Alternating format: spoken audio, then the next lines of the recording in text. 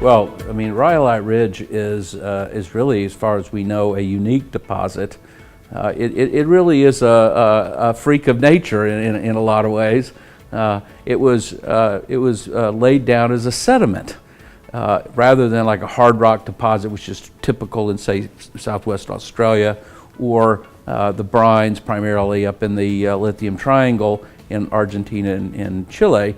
Here we actually have a sedimentary deposit where at a certain point in geological history, boron came in and substituted it from the clay and ended up with a boron, a borosilicate really, borosilicate with a lot of lithium.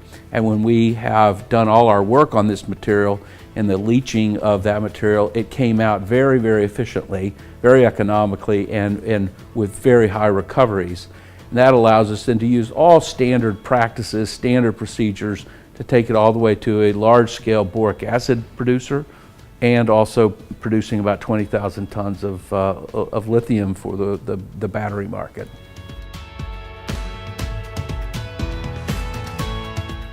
Yes, it really is. I think there have been some confusion about the asset in that it's in a trend where there's a lot of lithium that is tied up with clay as a sediment. And there's been 10 or more years of work's been taken place, and $100 million or more has been spent trying to economically extract the lithium from the clays with very poor results to date.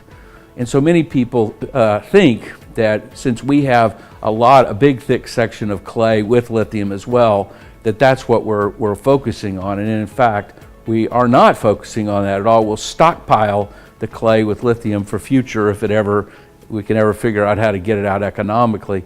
And in fact, we're specifically extracting our lithium and our boric acid from a borosilicate that's buried within the clay. And this allows us to be very economic in our extraction and production.